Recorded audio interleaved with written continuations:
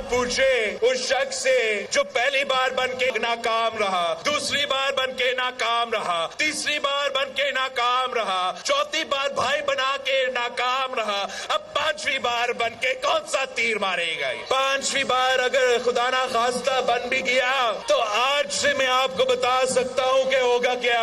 इसने उन्हीं लोगों से लड़ना है, फिर से बाहर आना है और आपसे पूछना है कि मुझे क्यों निकाला। मैं नहीं चाहता कि कोई इंतकाम लिया जाए, लेकिन हिसाब तो लेना बनता है। ये तो पूछना चाहिए कि ऐसा किया क्यों इस मुल्क के साथ, वो कौन लोग हैं जिन्होंने ये काम किया और क्यों किया। मैंने क्या बिगाड़ा था उस बेंच का, जिस बेंच ने सिसिलियन माफिया भी कहा 8 फरवरी को अवाम पर मुश्तमिल अब सबसे बड़ी JIT बनेगी, इंशाल्लाह सबसे बड़ी अदालत भी बनेगी, तो इंशाल्लाह वो फिर तारीखी फैसला देगी।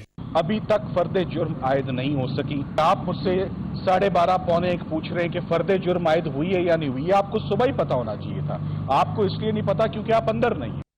बिस्मिल्लाहिर्रहमानिर्रहीम। लाखों करोड़ों दरूद नबी अकरम सल्लल्लाहु अलैहि वसल्लम पर और उनकी आल पर। इमरान खान साहब के वकला का यह कहना है कि इमरान खान साहब और शाह महमूद कुरैशी साहब के खिलाफ फर्द जुर्म आयद नहीं हुई, लेकिन असल खबर यह है कि फर्द जुर्म आयद भी हो चुकी है। वह फर्द जुर्म इमरान खान साहब को पढ़ के भी सुनाई गई। हाँ, अलबत्ता यह बात दुरुस्त है कि दोनों ने उसके ऊपर दस्तखत नहीं किए। अलबत्ता उन्होंने यह कहा है कि हम केस लड़ेंगे, हम इस जुर्म को तस्लीम नहीं करते। और एक खबर जो अंदर से निकली वो ये भी था कि इमरान खान साहब की तू तुकार हुई जज साहब के साथ और बाकायदा ठीक ठाक किस्म की गुफ्तगू खान साहब ने भी की और दूसरी तरफ से जज साहब उनको रोकते रहे।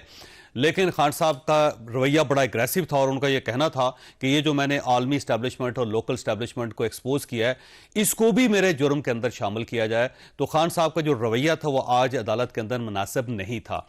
अब अगर इस रवैये को देखा जाए और उसके बाद मियां नवाशी साहब की आज की जो तकरीर है उसको देखा जाए तो ऐसे महसूस होता है कि मियां नवाशी साहब भी एंटी इस्टेब्लिशमेंट नैरेटिव के साथ इलेक्शन में जाना चाहते हैं और खान साहब का तो ऐसे पुराना यही है स्टांस है कि वो एंटी इस्टेब्लिशमेंट इस वक्त खड़े हुए हैं, अभी तक खड़े हुए हैं।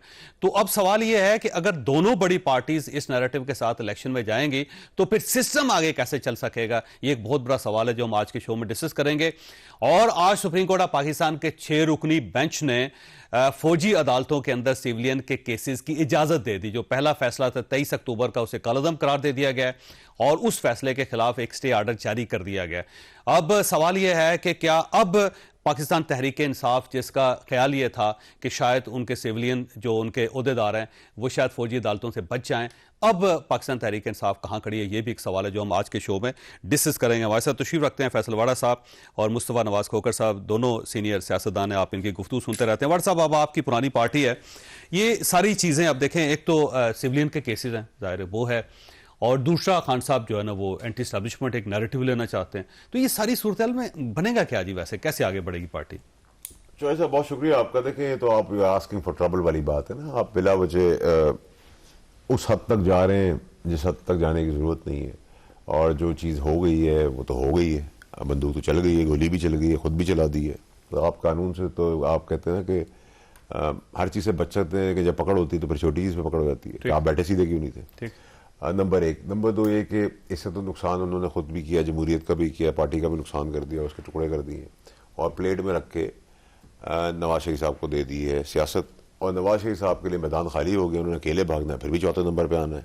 तो उनकी फ्रस्ट्रेशन भी नजर आ रही है और बयानिया जो बनाना चाह रहे हैं वो पिटा हुआ बयानिया है, क्योंकि बयानिया एक दफा आप उठा लें और से पीछे हट जाए और फिर आप उठाने की कोशिश करें तो बैठ जाता है। और दूसरा ये कि अगर आप और जब आपके फैसले हो गए तो आपने बयानिया दोबारा वापस कर लिया, दोबारा वापस कर लिया। तो यहाँ तो मसला ये कि फैसले रिवर्स भी होते हैं।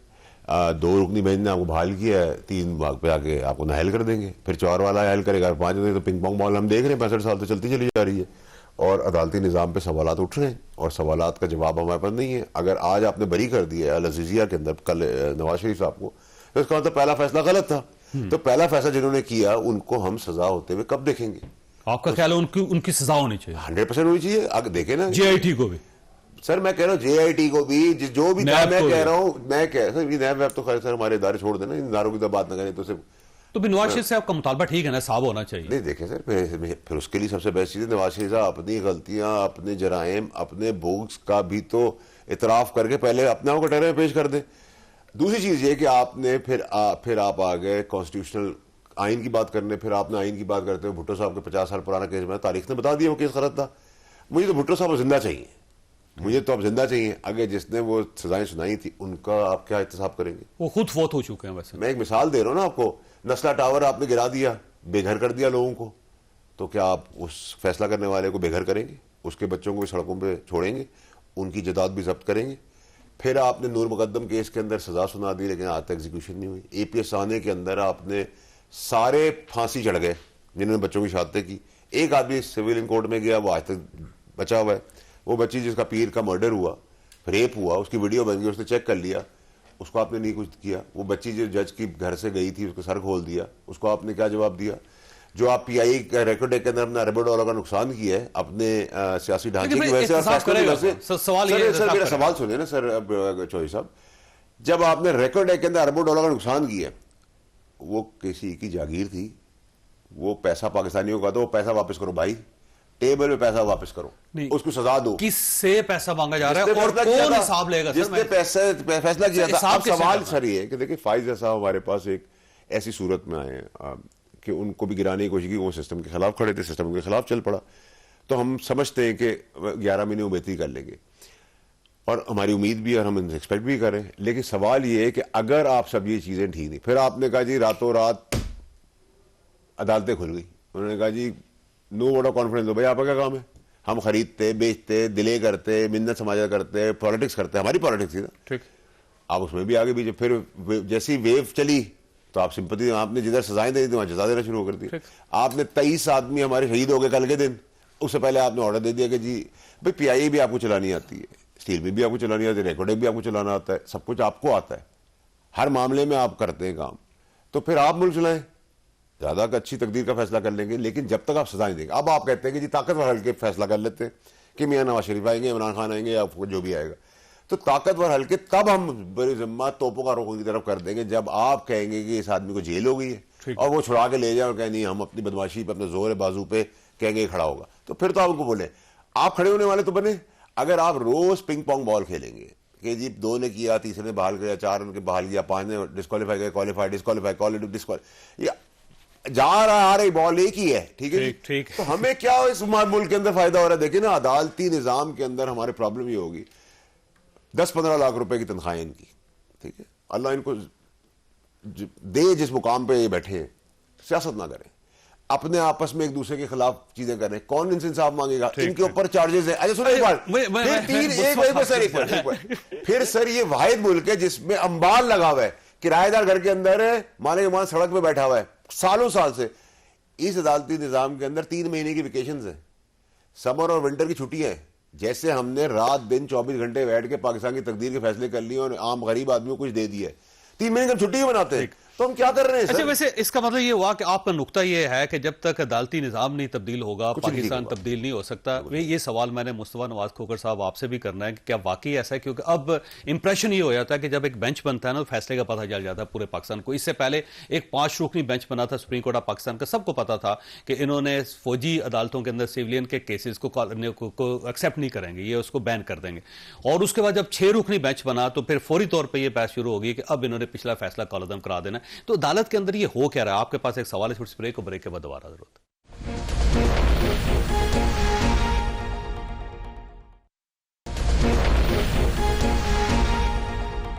प्रोग्राम में दोबारा खुश आमदीद। मुस्ता साहब, ये कहा जाता है कि अदालत को बदलें फिर पाकिस्तान बदलेगा। सही साहब, ये बात तो अपनी जगह पर दुरुस्त है कि जिस माशरे में इंसाफ खत्म हो जाए फिर उस माशरे के अंदर अनाकी फैलती है, क्योंकि इंसाफ के नापैद होने के बाद फिर कोई असूल जब ये नहीं रहता, एतमाद नहीं रहता कि फलाना इदारा जो इंसाफ के लिए बनाया गया वो इंसाफ नहीं कर पा रहा, तो फिर लोग कानून अपने हाथों में लेना शुरू करते हैं। तो ये ग्रेजुअल एक अमल है। इस वक्त पाकिस्तान को 3 क्राइसिस का सामना है, 3 बहरानों को पाकिस्तान को सामना है। पहला है सियासी, ठीक, दूसरा है माशी, और अब तीसरा बहरान कल का जो अफसोसनाक वाकया हुआ जिसमें हमारे 25 जवान शहीद हुए, हमारे सामने एक सिक्योरिटी का बहरान क्राइसिस वो भी मौजूद है। इन 3 बहरानों को आपने कैसे हल करना है? इन 3 बहरानों को हल करने के लिए इस वक्त मेरे ख्याल में जो तमाम सियासी जमातें हैं उनके अंदर कोई क्लैरिटी नहीं है। सारी की सारी सियासी जमातें इस अमल को ज़हनी और कल्बी तौर पे कबूल कर चुकी हैं कि इक्तदार का रास्ता जो है वो जिस तरह शेख रशीद साहब कहते हैं कि गेट नंबर 4 के जरिए, ठीक है, तो आपका ख्याल है सारे गेट नंबर 4 पे खड़े? सब। और ये जो आप इब्तदाइये में बात कर रहे थे कि मियां नवाज शरीफ साहब आप एक एंटी एस्टैब्लिशमेंट नैरेटिव बनाना चाहते हैं, रेस लगी हुई है सियासतदानों में कि किसकी कबूलियत पहले होती है। ठीक। और जिसकी हो जाती है बाकी नोहा कना होते हैं कि जनाब इसकी क्यों हुई और मेरी क्यों नहीं हुई, दीवाने की तरह निकल आते हैं बाहर और रोना शुरू कर देते हैं। तो ये जो माहौल बन चुका है, इसमें जो पाकिस्तान को जिन प्रॉब्लम्स का सामना है और 25 करोड़ लोगों की जो जिंदगियां हैं, उनकी जो ख्वाहिशात हैं, उनकी तरफ इन जमातों की कोई तवज्जो नहीं है। ठीक। और इक्तदार जिसकी हवस, जिसको लेने के लिए ये बड़ी हवस का शिकार है, वो मुकम्मल इक्तदार भी नहीं है, इक्तदार के टुकड़े। ठीक। तो इस सारे माहौल में जब अफरा तफरी फैली हुई हो तो उसमें इंसान लामाला एक इदारे की तरफ देखता है कि यार शायद यहां से इंसाफ जो है अदालत की तरफ। और हमारा अदालती निजाम पिछले 70 सालों में इसने क्या कुछ नहीं किया। आज उस अदालती निजाम की कोई क्रेडिबिलिटी मौजूद नहीं है। एक वक्त था कि जब हमें ये सर्मन्स सुनाए गए सिसिलियन माफिया के भी, पिटी द नेशन, हैफ है उस कौम के ऊपर, जजमेंट्स के अंदर ये लिखा गया, खलील जिब्रान के फिक्रे लिखे गए। और फिर आज क्या गुफ्तगू कर रहे हैं कि नहीं हम एक गलती दुरुस्त, बल्कि जस्टिस इजाजुल अहसन साहब का फिक्र मुझे याद है, उन्होंने कहा कि हम पनामा केस का ऐसा फैसला करेंगे जो सदियों तक याद रखा जाए। जी हाँ। फिर इसी तरह आप देखें कि आज से 40 साल कबल जुल्फकार अली भुट्टो के साथ जो किया, आज जब अदालत उसको प्रेसिडेंशियल रेफरेंस को सुन रही है तो लामहला अदालत इसी तरफ जाएगी कि जनाब उस वक्त बड़ी ज्यादती हुई। तो जो आज की जो ज्यादतियां हैं तो उनके बारे में फिर हम क्या ये तस्वुर करें कि 5 साल बाद या जब भी वक्त का पहिया घूमे तो इमरान खान साहब के बारे में कह रहे हो और इस दौर की बातें हो रही हैं और कहें जी उस वक्त अदलिया से बड़ी ज्यादती हुई, उस वक्त गलती हुई बहुत, और उसी तरह इस्लाह कर रहे हो आज से 4-5 साल बाद। तो इससे जो चीज साबित होती है वो ये है कि हमारे यहां जो अदालती निजाम है वो पॉलिटिकल इंजीनियरिंग का हिस्सा होता है। ठीक। चाहे नैब हो, चाहे हमारी अदालतें हो, ये पॉलिटिकल इंजीनियरिंग में अपना हाथ और कंधा फराहम करते हैं, डिलीवर करते हैं, जो अनडिजायरेबल्स होते हैं उनको आउट करते हैं, जो अनडिजायरेबल्स डिजायरेबल में तब्दील हो जाते हैं उनका रास्ता साफ करते हैं।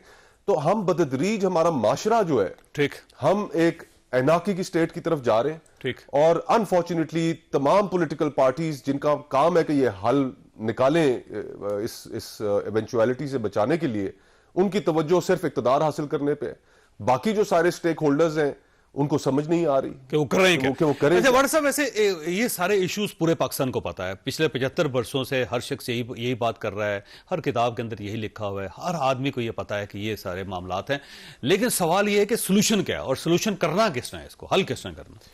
शोएब साहब, एक तो आप बड़े तगड़े एंकर हैं, मेरा आपसे सवाल है सर, अगर आप इजाजत दें कि सर ये 75 साल से कौम को पता क्या है? कौम को पता ही तो कुछ नहीं है। कौम को जब पता चल गया उस दिन फिर वही जो बात कर रहे हैं मुस्तफा साहब कि देखिए 9 मई का इश्तियाल आपने दिलाया था, जब नाइंसाफी होती है ना तो नाइंसाफी का जो लावा फटता है ना वो फिर बड़े बड़ों को ले बहता है।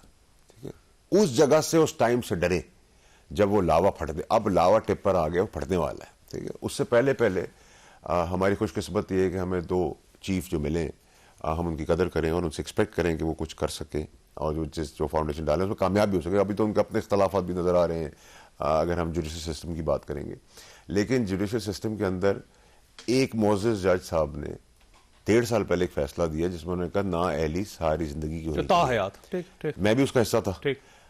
अभी मैंने 3 दिन पहले उनके रिमार्क सुने कि ना अहली सारी जिंदगी नहीं होनी चाहिए। ठीक है, तो मैं उस फैसले को मानूं, मैं इस फैसले को मानूं, किताब से चले। उससे पहले भी फैसला कर चुके हैं, वैसे तो 3 बार फैसले किए। पहले उन्होंने 2017 में फैसला किया, फिर 2018 के अब मैं इससे ये एक्सपेक्ट करता हूं, 2018 के अप्रैल में किया। मैं एक्सपेक्ट ये करता हूं कि देखिए अगर एक फौज में फौजी ने कोई गलती की है तो उसका फौजी ट्रायल होगा और उसका कोर्ट मार्शल होगा, जो भी सजा होगी। एक जुडिशल सिस्टम के अंदर, अदालती निज़ाम के अंदर जिसके गलत फैसलों से लोग फांसी पर टंग गए, जमहूरियत खतरे में पड़ गई, आर्मी कोर्ट्स क्वेश्चन में आ गए, जासूसी की इजाज़त दे दी, रिकॉर्ड का नुकसान हो गया, गरीब का रेप होना, गरीब की बच्ची मरना, गरीब का कत्ल होना, गदा गाड़ी वाला जेल में मर गया, सब कुछ। सवाल फिर वही है, फिर वही हल क्या है इसका? हल करना हल सिर्फ ये है कि आज हम एक्सपेक्ट करते हैं कि एक ताकतवर आदमी है जिसको अल्लाह का डर है और वो खड़ा होगा, वो है चीफ जस्टिस फाइजा साहब, और लाइन से एक दफा प्रेसिडेंट सेट करें। वो अकेला आदमी कुछ नहीं कर सकता सर, चीफ होता है, ये हमेशा याद रखें। सर देखें, अंदर सुप्रीम कोर्ट ऑफ पाकिस्तान के अंदर रोज खत लिखा जा रहा है, एक खत लिखा जा रहा है चीफ जस्टिस उसका खत में जवाब दे रहा है, फिर लोगों को फिर दूसरा जज ये खत लिख रहा है, फिर उसका जवाब हो रहा है। ये कह रहे हैं फिर वो इशारतन बात कर रहे हैं। फिर सर जब ये इसका फैसला अगर सड़कों पे आ गया ना तो फिर बहुत मुश्किल हो जाएगी। उस चीज से हमें डरना चाहिए उस टाइम से। वैसे मुस्तफा साहब ये फरमाइए, आप और एक चीज हल है वैसे सोल्यूशन आता है वैसे अगर चॉइस अगर हम निजाम अदल का निजाम ठीक कर देना तो ताकतवर हल्के भी देना वो भी नहीं करेगा। सवाल तो फिर वो ये ना करेगा कौन, तो फिर कुछ नहीं करेगा। तो फिर हम ये अगर एस्टैब्लिशमेंट करेगी तो क्या हमारे लिए एक्सेप्टेबल होगा, अगर सियासतदान करेंगे तो हमारे लिए एक्सेप्टेबल होगा। अदालतें खुद कर लेना, पार्लियामेंट के अंदर से होगा तो क्या अदालत उसको एंडोर्स कर लेगी, और अगर अदालत करेगी तो क्या पार्लियामेंट उसको कबूल कर लेगी? बड़ा सवाल है। फिर सर बनाना रिपब्लिक कह दे, फिर पाकिस्तान का नाम हटा दे। फिर एक तो सबसे पहली बात जो हमें बिल्कुल क्लैरिटी के साथ लोगों के सामने रखनी चाहिए वो ये है कि there is no quick fix. हम ये पाकिस्तान में हमारी आदत है कि हम ये समझना चाहते हैं, ये तसव्वुर करना चाहते हैं और इस ख्वाब को हम बहुत जल्दी अपना लेते हैं कि जी कि सुबह उठते ही मामलात ठीक हो जाएंगे। बड़ी मेहनत से हमने ये गुत्थी सुलझाई है और इस मुकाम तक उलझा दी है कि अब इसको ठीक करने के लिए वक्त दरकार होगा, पहली चीज। और उसमें आपके पास अगर आप ये समझें कि कोई हम नया तरीका लेकर आएंगे इस मुल्क में, डिक्टेटरशिप्स आप देख चुके हैं, आप हाइब्रिड निजाम देख चुके हैं, हाइब्रिड प्लस भी आप देख चुके हैं, हर इस्लामी सोशलिज्म भी देख चुके हैं। जी हाँ। तो इस मुल्क में एक एक्सपेरिमेंट आपने ट्राई नहीं किया और उसको फलने फूलने नहीं दिया। वो ये है कि अवाम फैसला करें कि वो किसको हुक्मरान बनाते हैं। अगर हम ये फैसला कर लें तो यकीन माने कि यही सियासतदान जिनको हम बैठ के रोज क्रिटिसाइज करते हैं वही सियासतदान इसका हल भी रखते हैं। सर देखें 1971 में 1970 में किया था ना अवाम ने फैसला, किया हुआ पाकिस्तान टूट गया? नहीं देखें, आज भी अगर आप इजाजत दे दें, यकीन करें इतनी बड़ी पोलराइजेशन जैसे ही याह्या खान के बाद एक सियासतदान के हाथ मुल्क लगा, उसको फैसले करने दिए गए, तो पहले 28 साल आपके पास आईन ही नहीं था। उसने सबसे पहले आपको आईन ला कर दिया। उसने आपके जो 80,000 फौजी कैद थे बांग्लादेश में, प्रिजनर ऑफ वॉर थे, वो वापस लेके आया। सर अब सवाल ये है कि आज के हालात देखें आप कि अगर आप अभी इलेक्शन करवाते हैं, ठीक है, करवा दें आप, बिल्कुल ठीक, और अगर इमरान खान साहब को वोट प्रोग्राम में दोबारा खुशामदीद। वैसे फैसल वाड़ा साहब, बात फिर वही है कि इसमें इस सारी सूरत में जब इलेक्शन होते हैं तो क्या बनेगा सर? सिलेक्शन तो आपको अदालत ने बता दिया है कहाँ जा रहे हैं आप। तो वो नाअहली भी खत्म होने वाली है, रास्ते खुल गए हैं, मैदान चट है सर। अकेले आप भागें और फिर चौथे नंबर पे आए तो फिर तो नलायकी नवाज शरीफ को एक्सेप्ट कर लेगी कौम और बाकी पार्टीज। देखिए सर, सारी पार्टियां तो वापस इक़्तिदार में होगी, PDM 2 बन जाएगी। लेकिन क्या ऐसा तो नहीं अगले 2 साल बाद हम कहेंगे ये फैसला गलत होता, को रुकन बढ़ के फिर ये इसको उड़ा देंगे, दूसरे को ले आएंगे। तो ये खेल से खत्म हो। और अभी सर मैं आपको बताऊं, ये जमहूरी ढांचा जो है ना बदबूदार एक्सपायर्ड लोगों का, ये तो सर पाकिस्तान के मसले सॉल्व नहीं कर सकता। तो अगर आप लोग जमहूरियत के मजे लेने, क्योंकि मुझे तो पता नहीं था सर जब तक मैं काबीना में नहीं था कि हम जज भी खुद लगाते हैं। तो आपने अभी भी हमारे पास कुछ हमारे दवार के लोग लगे हुए, भाई भाभे चचे दादा मामा लगे हुए, तो हमें क्या एक्सपेक्ट करते हैं? और ये जो अनफॉर्चुनेट हम देख रहे हैं कि रोज आप क्या बताएंगे अपने बच्चों को कि एक तरफ फैसला है, दूसरी तरफ वो फैसला चेंज हो गया। जब तक कंसिस्टेंट परसिस्टेंट आप नहीं रहेंगे अपनी लाइफ के अंदर, अब तो कोई, मुझे तो अब ये लगता है कि जिस मुजरिम को आप ये कहोगे कि तुझे कत्ल की सजा दे दी है, वो कहेगा ठीक कोई बात नहीं, अगली बार आएगा, दूसरा जो आएगा वो कहेगा कि इसका रिव्यू पिटीशन डालो। लेकिन दूसरा जज जाएगा तो वही जज भी, अब तो दूसरा बेंच अगर आ जाएगा तो फिर हो जाएगा। मैं वही तो कह रहा हूँ सर, बेंच जो मैं कहता हूँ 2 को 4 को बेंच ही होता है ना सर। प्रॉब्लम ये है कि हमें ये सब कुछ सवाल करने होंगे। 144 नंबर पे हमारी अदलिया, क्रिकेट में हम सेंचुरी नहीं बना सकते, ठीक है सर, लेकिन हम बहुत जल्दी डबल और ट्रिपल सेंचुरी की तरफ जा रहे हैं और मुल्क का भट्टा बिठा रहे हैं। उसका जवाब दे तो होना पड़ेगा और सजाएं देनी पड़ेंगी आपको। फिर आप जब अपने वहां सजाएं शुरू करेंगे, फिर आप हमारी पकड़ियां में चले, हमें भी सजाएं दें, फिर आप ताकतवर हलकों की तरफ उनको पुश करेंगे। एक दफा निजाम तो ठीक करें। निजाम ठीक होने के लिए फिर ये ना हो कि रेवोल्यूशन आ जाए। रेवोल्यूशन आएगा तो फिर वो खूनी रेवोल्यूशन आएगा। अच्छा मुस्तफा साहब ये फरमाइएगा सर, ये वाकई रेवोल्यूशन की तरफ बढ़ रहे हैं या ये जो पार्लियामानी निजाम है यही अल्टीमेटली कोई ना कुछ चीज कुछ ना कुछ फल देगा? जही साहब, रेवोल्यूशन की तरफ तो हम बिल्कुल भी नहीं बढ़ रहे। बिल्कुल ठीक है, नहीं बढ़ रहे। वो तो खैर उसके लिए लवाजमात और एक कौम का होना जरूरी है। यहाँ पर हम फिरकों में बटे हुए हैं, सूबाइयत में बटे हुए हैं, हमारी बहुत ज्यादा तफरीकें। यहां पर तो एनाकी हो सकती है यहां पर हम इम्प्लोजन की तरफ बढ़ रहे हैं। जो पुराने स्ट्रक्चर्स हैं वो सारे कोलैप्स कर रहे हैं। किसी अब सुप्रीम कोर्ट की मुझे बताएं क्या सैंक्टिटी रह गई, पार्लियामान की क्या सैंक्टिटी है, क्या सियासी जमातों की कोई सैंक्टिटी रह गई, नैब की क्या रह गई, मीडिया की क्या रह गई, नैब की की क्या रह गई। हर जगह जो है ना हम एक शिकार है इस चीज का, और इसको ठीक करने के लिए हमें मैसिव रिफॉर्म्स की जरूरत है। कोई इदारा ऐसा नहीं है जिसको रिफॉर्म्स की जरूरत नहीं है, लेकिन वो रिफॉर्म्स कौन अंडरटेक करेगा? मुझे तो यह लग रहा है कि पॉलिटिकल क्राइसिस कंटिन्यू करेगा। जो इलेक्शंस होने जा रहे हैं वो इलेक्शंस नहीं है, सिलेक्शंस हैं। ठीक। उसके नतीजे में मियां नवाज शरीफ साहब के हाथ हुकूमत थमाई जाएगी। 2018 के इलेक्शन में दूध में पानी मिला के इमरान खान साहब को फिनिशिंग लाइन के करीब पहुंचाया, इस वक्त पानी में दूध मिला के नवाज शरीफ साहब को फिनिशिंग लाइन पे पहुंचाया जाएगा। ठीक है। इतने हालात उनके मुस्लिम लीग नून के ऑन ग्राउंड खराब है। जो 16 महीने की हुकूमत का जो बोझ है वो इस तरह के बयानियों से बिल्कुल नहीं बदला जा सकता, वो बोझ से जान नहीं छुड़ाई जा सकती। तो आने वाले वक्त में पॉलिटिकल क्राइसिस मजीद बढ़ेगा। उसके नतीजे में सारी उसकी कॉस्ट पिछले 7-8 सालों से अवाम पे कर रही है, दोबारा अवाम पे करेगी। महंगाई की नई लहरें होंगी, और जो हमारा सिक्योरिटी क्राइसिस है वो जब तक कोई पॉपुलर हुकूमत नहीं होगी, जिसके पास अवामी ताईद नहीं होगी, आप नहीं लड़ सकेंगे। आपको ये अवामी ताईद। बहरहाल ये सारे खदशे हैं जो इस वक्त पाकिस्तान के हर इंसान, हर शहरी के जहन में हैं, और अब अल्लाह से दुआ की जा सकती है कि मामलात को दुरुस्त करें। मैं दोनों मेहमानों का शुक्रगुजार हूँ। यहाँ पे छोटी सी ब्रेक लेनी है, और ब्रेक के बाद फवाद चौधरी साहब की अहलिया हिबा चौधरी हमारे साथ होंगी। छोटी सी ब्रेक, और ब्रेक के बाद दोबारा जरूर।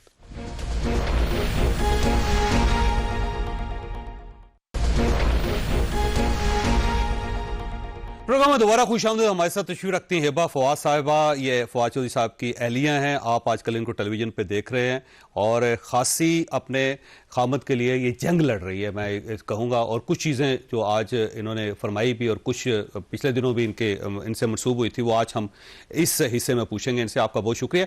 ये फरमाइएगा, आज फवाद चौधरी साहब की खान साहब के साथ मुलाकात हुई जेल के अंदर? मुलाकात एज सच तो नहीं हुई, लेकिन वो अपनी फैमिली के साथ बैठे हुए थे, और मेरी फवाद साहब से क्योंकि 2 हफ्ते के बाद मुलाकात हुई है, तो हम अपनी चीज़ें डिस्कस कर रहे थे कि आगे हमने लाएमल क्या इख्तियार करना है। तो बस सलाम दुआ की हद तक मेरे सामने तो हुई है। तो वो ये एक परसेप्शन था कि खान साहब नाराज हैं फवाद चौधरी साहब से? नहीं, मुझे तो आज नहीं लगा कि कोई गुस्सा या नाराजगी, क्योंकि everybody was busy in their own case. Cipher था, फिर आपको पता है ले जाना आना, तो काफी बिजी था। और मेरी मुलाकात बहुत अरसे के बाद हुई है, तो हम तो अपनी चीजें ही डिस्कस कर रहे थे ज्यादा ना। मेरे सामने ऐसा कोई ना तो तासुर आया है, ना ऐसा कोई इमेज आया है, ना ऐसी कोई डिस्कशन उनकी। इसका मतलब ये वो खान साहब उनके साथ राजी हैं, कोई नाराज नहीं है बहुत ज्यादा? इसके ऊपर मैं आपको कोई कमेंट नहीं कर सकती, ये तो फिर वो खान साहब भी बता सकते हैं कि राजी हैं कि नहीं है। लेकिन मेरे सामने आज सच कोई इस हवाले से, केस के हवाले से या कोई आपकी तरफ से ना माजी में ये बात बार बार आ रही थी कि पार्टी भूल गया फवाद चौधरी को, किसी ने उनको सपोर्ट नहीं किया और बुरे वक्त में उनका साथ छोड़ गए। पीटीआई के सोशल मीडिया की एक ये बहुत बड़ी नेगेटिविटी है कि वो ना तो लोगों की मजबूरियां देखते हैं, ना तो लोगों की पर्सनल लाइफ देखते हैं। तो बस कैंपेन ऐसी चलाते हैं कि हर कोई लोटा है। कुछ तो मजबूरियां रही होंगी, बेवफा नहीं होता, लेकिन वो करते यही हैं। तो इट्स फाइन। देखें, आज हमने ऐलान किया है इलेक्शन कैंपेन का फवाद साहब की, तो आपके सामने रिजल्ट्स हैं, क्या आए हैं। फवाद चौधरी साहब इलेक्शन लड़ेंगे? बिल्कुल लड़ेंगे जी। किस पार्टी से लड़ेंगे? ये फैसला जी अभी होना है। वैसे हैं किस पार्टी में वो? ये भी वही बताएंगे आपको। वैसे क्योंकि वो पीटीआई में थे, सबको पता है, और मिनिस्टर भी रहे हैं पीटीआई के, और उसके बाद भी वो इमरान खान साहब के साथ थे।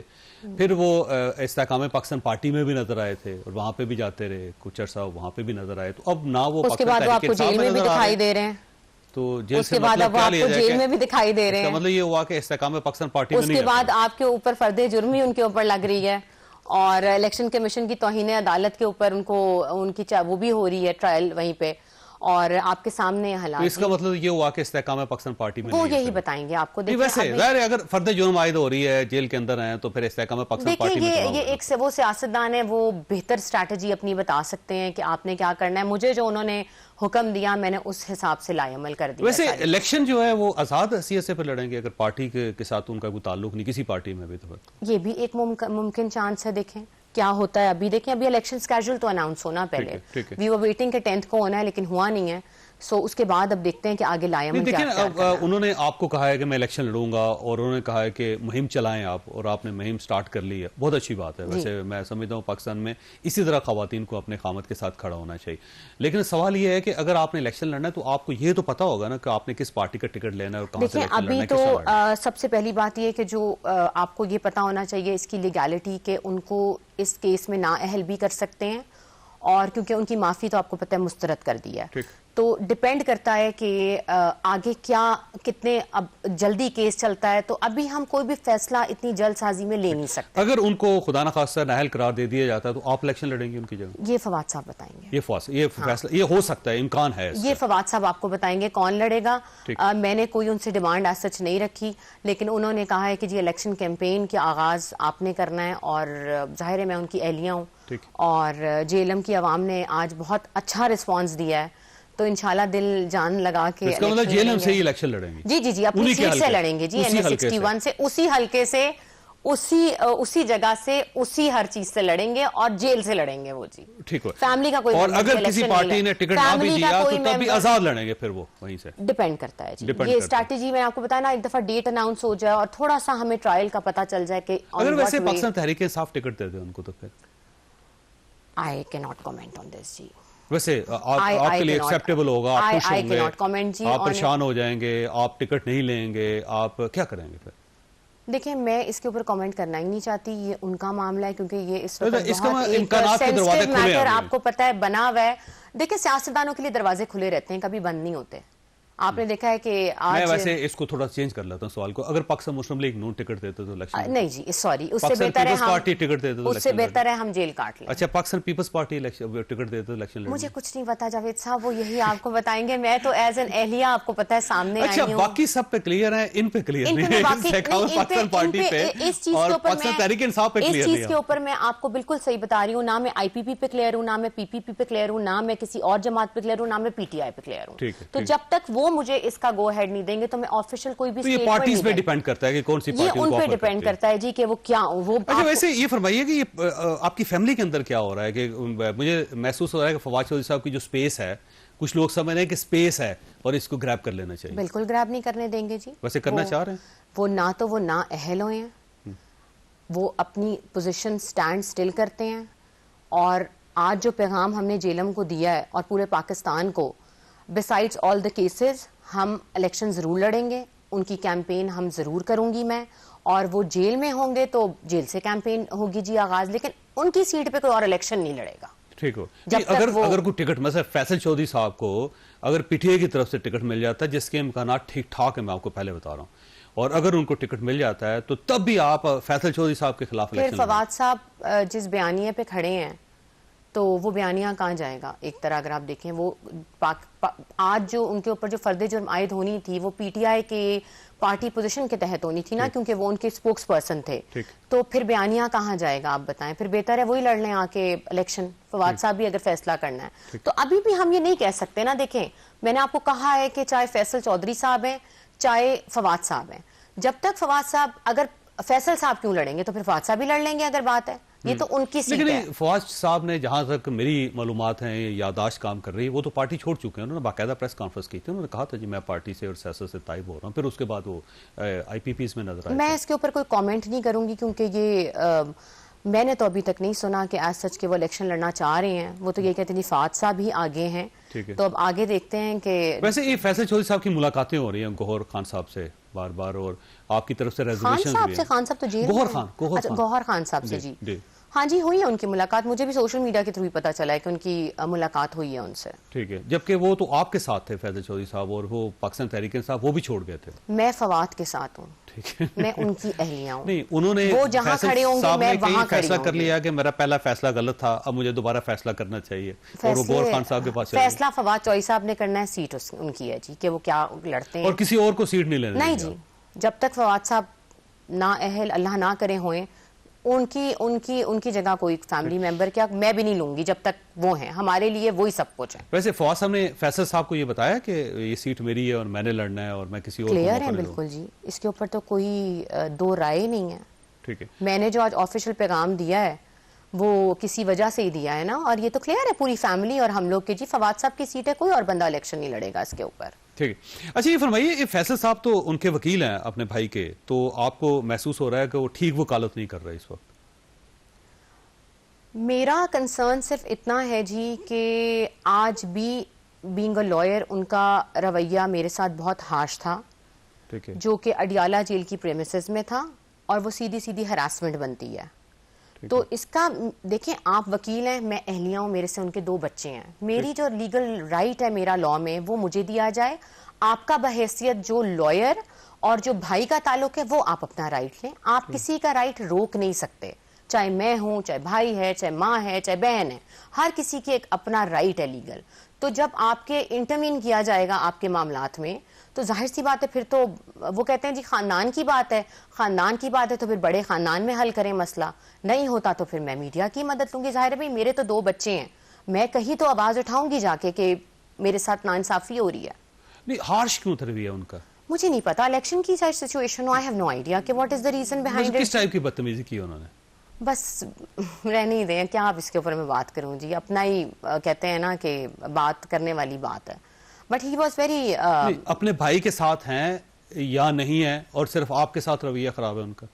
नहीं, भाई के साथ भी है, लेकिन मुझे नहीं समझ आई कि मेरे साथ क्यों इतना रवैया खराब है। मैं जो लॉयर करूं, काउंसिल करूं अपना, उसको फोन करके कहते हैं कि जी मैं इसमें, देखिए मेरा राइट है काउंसिल करना, मुझे कोई दुनिया की ताकत रोक नहीं सकती है। इट्स माय कॉन्स्टिट्यूशन ने मुझे ये राइट दिया है कि मैं अपना वकील करूं, और आप इंटरवीन नहीं करेंगे, क्योंकि मुझे फवाद साहब की इजाजत है। अगर मैं कोई लॉयर करना चाहूं तो मैं लॉयर कर सकती हूं, मैं अपना काउंसिल कर सकती हूं, मेरी पूरी लीगल टीम है जिसके मशवरे पे मैं चलती हूं। इवन कि इलेक्शन कमीशन में भी जब मैं अभी इन्होंने जब एप्लीकेशन फाइल की, तो मुझे तो डेट और उसका पता ही नहीं चलता जी कि डेट कब है, और हमें तो गवारा ही नहीं करते ना वो बताना कि कब है। तो जाहिर सी बात है जब पता नहीं होगा, अब 3 दफा फवाद साहब को पेश किया है इन्होंने अदालत में, मुझे किसी ने नहीं बताया कि वो पेश हो रहे हैं, तो obviously you need a lawyer. और अभी भी जब इलेक्शन कमीशन ने मुझे इजाजत दी है, I really want to thank ECP on this site के बीइंग अ वुमेन, जब मैंने अपनी पर्सनल CP फाइल की तो मुझे उन्होंने इजाजत दी है। देखें वो बज़ाहिरन सबके इख्तलाफात उनसे जरूर होंगे, लेकिन ये है कि उन्होंने इजाजत दी है और मैं अपने उस पे गई हूँ। लेकिन अब सवाल ये है कि क्या फवाद चौधरी साहब ये चाहते हैं कि फैसल चौधरी साहब को वो उनके वकील ना रहें और आप उनकी जगह एक नया वकील? नहीं, वो वकील रहे उनके, ठीक है, अगर वो, मुझे कोई किसी से इशू नहीं है, लेकिन कुछ और वकला को वो रहे, लेकिन वो मेरी डोमेन में ना आए जी। ठीक है, जो मेरी लीगल डोमेन है, मेरे बच्चों और मेरी, आप चचा हैं, आपकी लीगल डोमेन आप चचा हैं, आपका काम है सर पे हाथ रखना बच्चियों के, आपको इस तरह का रवैया इख्तियार नहीं करना चाहिए, सिंपल सी बात। फैसल साहब आपको और आपकी बच्चियों को ऑन नहीं कर रहे? ऑन मुझे नहीं पता सर उनको क्या इशू है, ये तो वही बेहतर बता सकते हैं, मैं सिर्फ आपको ऑन फैक्ट्स ग्राउंड बता रही हूँ। आप अडियाला फोन करें, वहां पे अफसर खड़े थे सारे, उनसे पूछें कि इन्होंने किस लहजे में मेरे से बात की है, और मैंने ये बात भी कही है कि इस तरह आप मुझे हरास नहीं कर सकते, जो भी हो, जो भी है। लेकिन ये है कि वो बड़े हैं, बड़ों को चाहिए फैमिली के कि इसमें इंटरवीन करें और तमाशा ना देखें और इस चीज को हल करें। फैमिली में डिस्प्यूट तो नहीं है आपकी वजह से कोई? नहीं, मेरी वजह से तो कोई डिस्प्यूट नहीं है जी, फवाद साहब मेरे साथ है, मेरी वजह से क्यों डिस्प्यूट होना है? जिनको डिस्प्यूट इशू हो रहे हैं वो डिस्प्यूट खड़े कर रहे हैं, मुझे तो कोई डिस्प्यूट नहीं है। अच्छा, फैसल साहब इलेक्शन लड़ना चाह रहे हैं? मुझे नहीं पता, लड़ना चाह रहे होंगे, आई हैव नो आइडिया। ये जो आप लड़ ले, जाके पेपर अपने जमा कराएं और लड़े, आपको डर किस बात का है? आपको डर किस बात का है? आप पेपर जमा कराएं और लड़े इलेक्शन, बिस्मिल्लाह करें। अच्छा, फवाद साहब ने आपको फुल अथॉरिटी दी है कि आप कोई भी वकील कर सकती हैं उनके लिए? जी, उनके लिए, ठीक है। और आपको फैसल चौधरी साहब से राय लेने की नहीं, मुझे राय, देखिए काउंसिल तो आप कर सकते हैं ना अपना, अगर मैं उनके साथ कंफर्टेबल नहीं हूँ और मुझे आपका कोई केस हो जाता है और आप कहते हैं कि जी मैं नहीं कंफर्टेबल इससे, तो आप कहेंगे जी आप अपना कर लें, बस मैं उनको हटा नहीं रही हूँ, लेकिन मैं ये कह रही हूँ जी मेरी अपनी टीम होगी जिससे। मसला क्या वो केस ठीक नहीं लड़ रहे, क्या इशू है? मुझे नहीं पता, केस तो अभी उन्होंने अभी केस शुरू ही कहा है, डेट ही हो रही है आपको पता है, और आज उन्होंने पहली दफा ये आर्ग्यूमेंट किया है इस पूरे उसमें, तो आगे हमने उन्होंने ही पैनल बनाया है। तो कोई इशू नहीं है, क्योंकि देखें अभी केस चला ही नहीं, तो फिर आप इट्स टू अर्ली कि आप ये फैसला कर रही हैं कि फैसल साहब जो है वो ठीक नहीं है, मुझे एक नया वकील चाहिए। मुझे एग्रेशन का मसला नहीं समझा, मुझे नया वकील इसलिए चाहिए कि मुझे एक्सेस मिले फवाद चौधरी साहब से बात करने का, चीजों को डिस्कस करने का। आप मुझे अहकामात दे के अडियाला जेल के बाहर नहीं रुकवा सकते, मेरी बच्चियों और मुझे 2 दफा रोका गया है। रोका किसने है? फैसल साहब गेट पे रोक दिया जी। मैं तो साफ कहूंगी, वो तो मुझे नहीं पता जी, ये आपको वही बता सकते हैं कि अंदर किसका फोन आया है क्या है। लेकिन आप मुझे बताएं कि मैं 4 हफ्ते से उनसे मिलने जा रही हूँ और अचानक आपको रोक लें और वो मेरे से सामने गाड़ी लेके मेरे चले जाते हैं कि जैसे तो आपका ख्याल है फैसल साहब ने रुकवाया ये? जाहिर है उनके इतने इख्तलाफ है तो वही है इसके पीछे ना, और कौन हो सकता है। आज भी उनकी बदमज़गी बनती नहीं थी जिस तरह की उन्होंने हार्श लैंग्वेज यूज की है। तो अगर वो रुकवा सकते तो आज भी रुकवा लेते आप? मैं खुद सीपी फाइल की थी जी। अच्छा ठीक है, आपके इसका मतलब है इलेक्शन कि कमीशन में सीपी खुद फाइल आप की उनसे थी। आजाद हो गई हैं उनकी? मैं हमेशा से जी आजाद थी। ठीक ठीक। मैं हमेशा से आजाद हूँ और मेरी फवाद चौधरी साहब के साथ बहुत अच्छी बॉन्डिंग है जी। हम जो भी प्लान करते हैं we are on one page and same page. और फवाद साहब को आपके और फैसल साहब के जो दरमियान में खिंच है, मैं इख्तलाफ तो नहीं कहूंगा, उसका उनको पता है? उनको बिल्कुल पता है ठीक। और उन्होंने दोनों को समझाने की भी कोशिश की है, लेकिन अगर कोई नहीं समझना चाहता तो फिर उसको मैं समझाऊंगी तरीके से। अगर कोई नहीं समझेगा, कोई भी हो जी, बदतमीजी राइट नहीं है किसी का जी। ठीक। आप मेरी बच्चियों का राइट नहीं बिट्रे कर सकते, आप जो मर्जी कर लें, आप चच्चा हैं, आपका काम है कि आप उनका हाथ पकड़ के उन्हें अंदर लेके जाएं।